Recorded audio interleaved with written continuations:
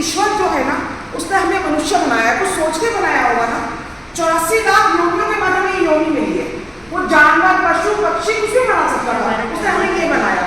उसका भी कोई रीजन था ना कि हम सीधे खड़े हो सकते हैं, हम हंस सकते हैं। उसने जो भी हमें दी है ड्यूटी, उस ड्यूटी को ब्यूटी के साथ निभाना है।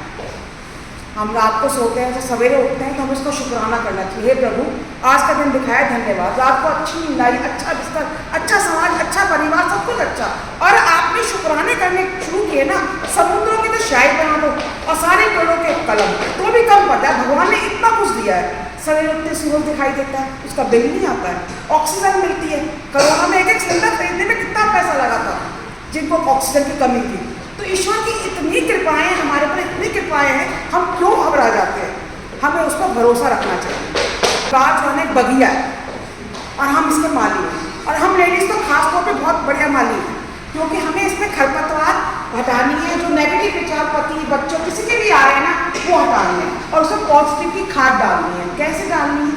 अपने बच्चों को सिर से लेकर कमर तक, रीढ़ की हड्डी तक, हरिओम, जो भगवान का नाम पसंद हो वो 3 बार बोलिए। कहते हैं माँ के हाथ में भगवान की ताकत है। भगवान हर जगह नहीं जा सकता था, उसने माँ के रूप में भेजा। तो वो जो आटा होते उसको ही भगवान का नाम लेके होते। क्या पॉजिटिव एनर्जी होगी? बच्चा स्कूल जा रहा है, पेपर देने जा रहा है, उसको यही कह के भेजे कि सब भगवान है बेटा, सब अच्छा होगा, सब बढ़िया होगा। तेरे पेन में, तेरे टीचर में, तेरे पेपर, सब कुछ भगवान है। क्या अच्छा करके नहीं भी करके आया, उसने आके कहा मम्मी मेरा 5 नंबर का छूट गया, मम्मी मेरा बेकार हो गया। सांस लो, उसको भी पानी पिलाओ, खुद भी पानी पियो। हाँ तो करना ही नहीं है। क्या होगा? पेपर रह जाएगा, अगला पेपर कर लेगा। 1 साल खराब हो जाएगा, अगले साल कर लेगा। नहीं लाएगा 90%, 60% ले आएगा।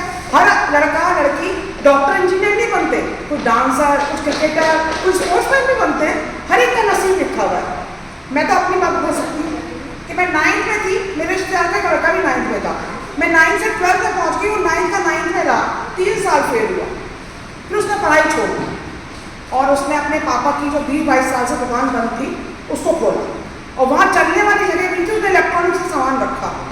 ईमानदारी से काम किया, अपनी 3 छोटी बहनों को पढ़ाया, अपने छोटे भाई को पढ़ाया, पैरों पर खड़ा किया, और एक घर से दूसरा घर लिया। माँ बाप की खूब सेवा की उसने। और जिस समय फोन आया था ना, मुझे अच्छे से याद है, 26 रुपये की कॉल थी, उसके हाथ में फोन होता था। और कोई घमंड नहीं, अहंकार नहीं। तो कोई ये नहीं कि पढ़ने लिखने से सब कुछ होगा। नसीब में जो होगा ना वो होगा।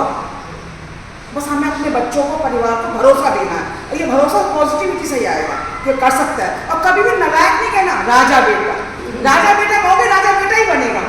रानी बेटिया कहोगे, रानी बेटिया ही बनेगी। आप जो एनवायरमेंट में फेंकोगे ना, वो लौट के आएगा। दूसरों को हम गालियाँ देंगे, कोसेंगे ना, वो डबल होकर हमारे ऊपर आएंगे।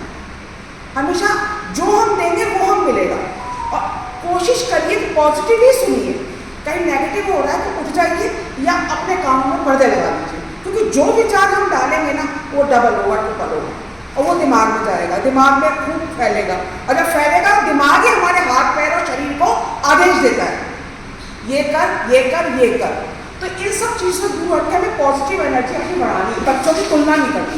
मैं अपने एक्सपीरियंस बता रही हूँ। जो भी मेरी 1-2 बेटियाँ हैं, और दोनों में एक तो इतनी पढ़ती थी कि किताब ही बंद नहीं करती थी, और दूसरी पढ़ती थी, किताब नहीं खोलती थी।